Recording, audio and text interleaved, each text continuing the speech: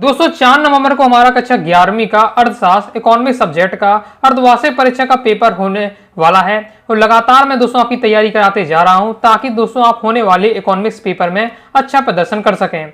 दोस्तों इस वीडियो में हम देखने वाले हैं top 100 plus important objective question answer. वस्तुनिष्ठ प्रश्न उत्तर देखने वाले हैं हम अति महत्वपूर्ण वाले।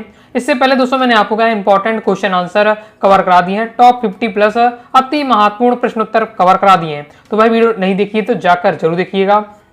वीडियो की लिंक मैं आपको क्या है पिन कमेंट में दे दूंगा। तो अगर वह वीडियो देख लेते हैं तो आपके क्वेश्चन आंसर क्या है कंप्लीट हो जाएंगे, फिर आपके ऑब्जेक्टिव रह जाते हैं। तो इस वीडियो में मैं आपको क्या है ऑब्जेक्टिव कवर करा दूंगा। तो अगर आपने अभी जो 5-6 महीने में अच्छे से तैयारी नहीं की है, फिर भी अगर आपके अर्धवार्षिक परीक्षा में अच्छे स्कोर करना चाहते हैं तो आपको केवल दो वीडियो अच्छे से तैयार कर लेना है। एक तो जो मैंने आपको इंपॉर्टेंट क्वेश्चन आंसर बताया वह वीडियो, और ये अभी हम ऑब्जेक्टिव कवर करने वाले हैं तो ये वीडियो अच्छे से आपको तैयार कर लीजिएगा। दोनों वीडियो के अगर क्वेश्चन आंसर आप तैयार कर लेते हैं तो होने वाले एग्जाम में दोस्तों आप तबाही मचा देंगे। चलिए देख लेते हैं अति महत्वपूर्ण वस्तुनिष्ठ प्रश्न उत्तर। सही विकल्प पहले आ जाते हैं हमारे। सांख्यिकी के जनक के रूप में जाने जाते हैं तो उसका राइट आंसर होगा गाटफ्राइड एकेनवाल। नेक्स्ट है द्वितीयक समंकों के स्रोत हैं। द्वितीयक समंक द्वितीय आंकड़ों के स्रोत है उपयुक्त सभी, यानी जनगणना, भारतीय रिजर्व बैंक, SSO, ये सभी हमारे क्या है द्वितीयक आंकड़ों को के स्रोत है। ओके। नेक्स्ट है किसी वर्ग की ऊपरी सीमा और निचली सीमा के बीच के अंतर को हम क्या कहते हैं वर्ग अंतराल कहते हैं, वर्गांतर कहते हैं। किसानों की मुख्य समस्या है तो कृषि साख और विपणन, ये दोनों क्या है किसानों की मुख्य समस्या है। नेक्स्ट है वर्तमान में कौन सा सेक्टर भारत में सबसे बड़ा रोजगार प्रदान करता है तो कौन सा सेक्टर, तृतीयक जो सेक्टर है हमारा तृतीयक क्षेत्र है। ओके, जिसे हम क्या सेवा क्षेत्र भी कहते हैं। ये क्या है भारत में सबसे बड़ा रोजगार देता है। ओके। नेक्स्ट है वायुमंडल की निम्न में से किस परत पर ओजोन पाई जाती है तो ओजोन पाई जाती है समताप मंडल में। सांख्यिकी गणना का विज्ञान है, यह कथन किसका है तो यह कथन कहा था AL बाउले ने। नेक्स्ट है आंकड़ों के वर्गीकरण में पहला कदम है तो वर्गीकरण। गुणात्मक मापन के लिए सर्वाधिक उपयुक्त औसत है तो गुणात्मक मापन के लिए मध्यिका क्या सबसे उपयुक्त औसत है। जैसे सहसंबंध गुणांक सदैव स्थिर होता है तो -1 और +1 के बीच। होंगे। नेक्स्ट आर्थिक विकास नीति में सुधार को तीव्र गति से लागू करने का निर्णय लिया गया 1991 में। मानवीय पूंजी निर्माण की एक समस्या है तो जनसंख्या वृद्धि क्या मानवीय पूंजी निर्माण की समस्या है।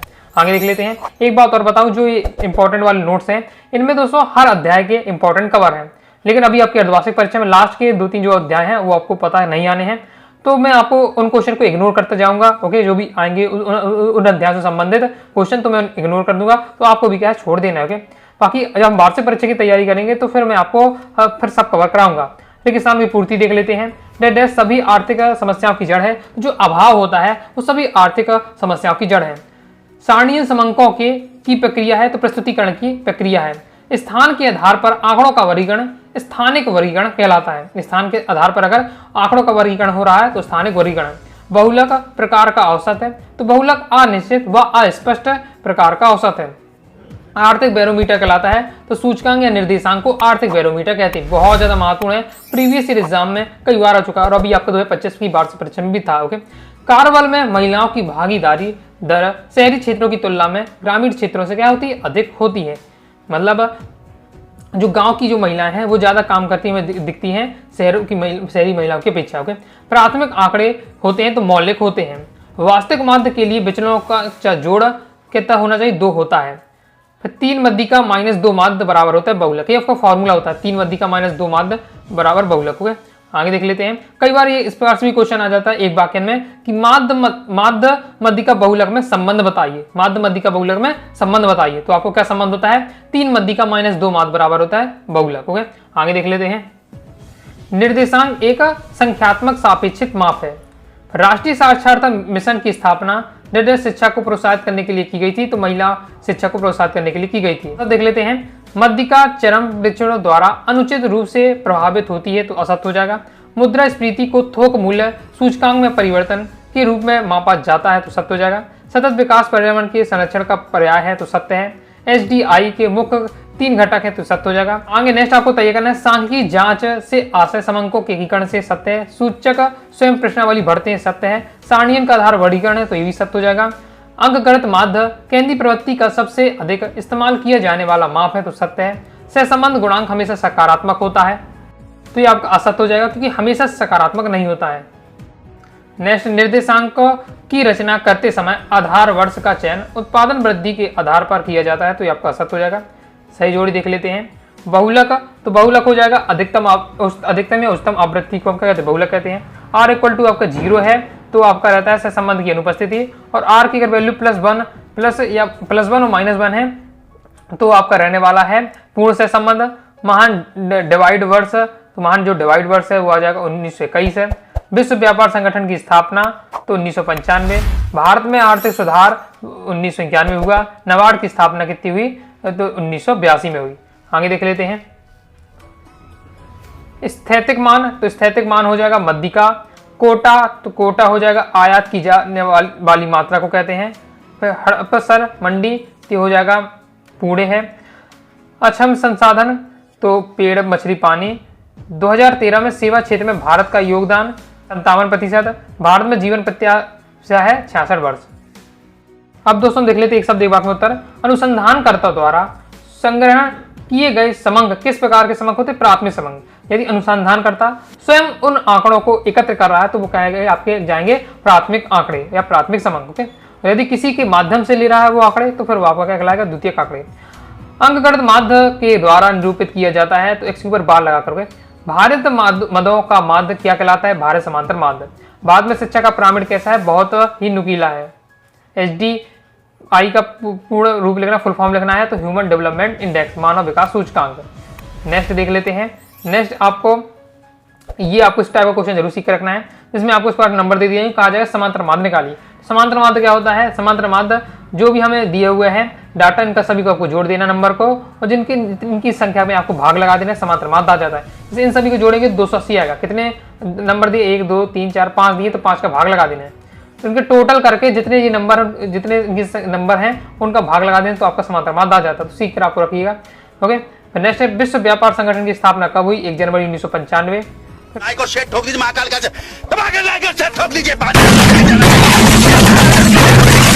पूरा साल मेहनत करता हूँ आपके लिए बेटा, ऐसा नहीं चलेगा, ऐसा नहीं चलेगा। अर्थशास्त्र के विभाग होते हैं, तो अर्थशास्त्र के 5 विभाग होते हैं।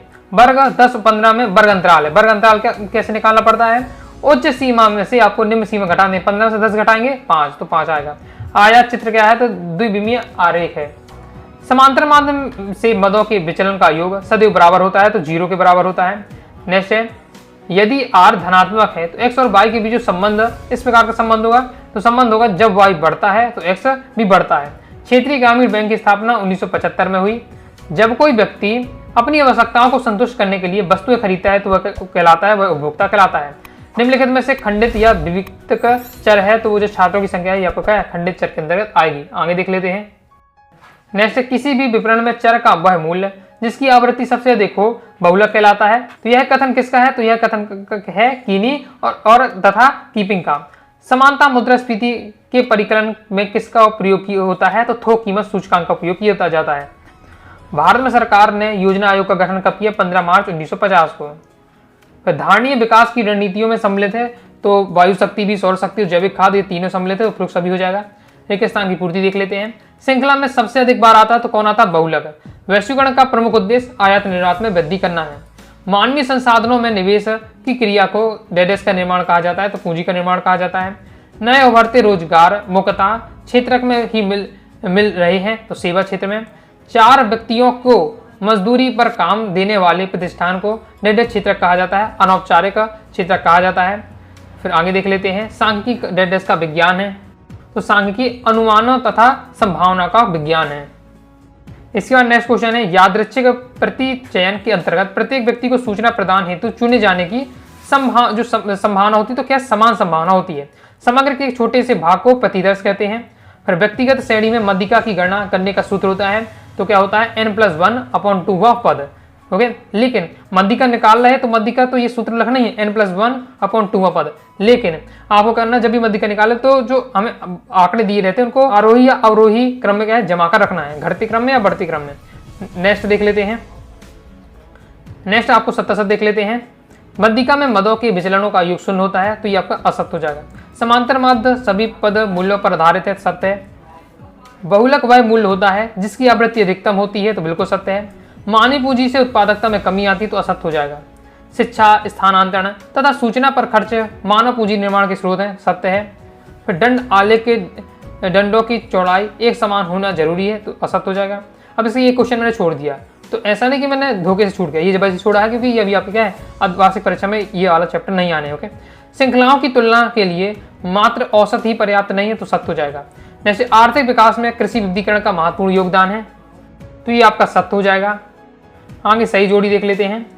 सही जोड़ी किस प्रकार से, कैब ड्राइवर, तो कैब ड्राइवर हमारा एक सेवा प्रदाता है। वृत्त चित्र होते हैं तो वृत्त चित्र त्रिविमीय होते हैं। पार्श्विक कीमत निर्देशांक, तो ये हो जाएगा, ये फॉर्मूला होता है इसका। फिर इसके बाद है आपका GATT, फुल फॉर्म हो जाएगा प्रशुल्क एवं व्यापार का समान समझौता। धारणी विकास की माप होती है हरित राष्ट्रीय आय। सही जोड़ी देख लेते हैं। गुणात्मक माप के लिए उपयुक्त होता है, तो आदर्श औसत, केंद्रीय प्रवृत्ति की माप, तो समांतर माध्य। सह संबंध हो जाएगा कार्ल पियर्सन, सह संबंध की दिशा का ज्ञान, तो हो जाएगा पेकीर आरेख द्वारा होता है। भारत में वर्तमान जीवन प्रत्याशा, तो ये हो जाएगा आपका 65 वर्ष। उत्पादन गतिविधि में सहभागी जनसंख्या का प्रतिशत होता है, तो सहभागिता दर। आगे देख लेते हैं। एक शब्द एक वाक्य में उत्तर। सामान्य वक्र का आकार कैसा होता है, घंटाकार होता है।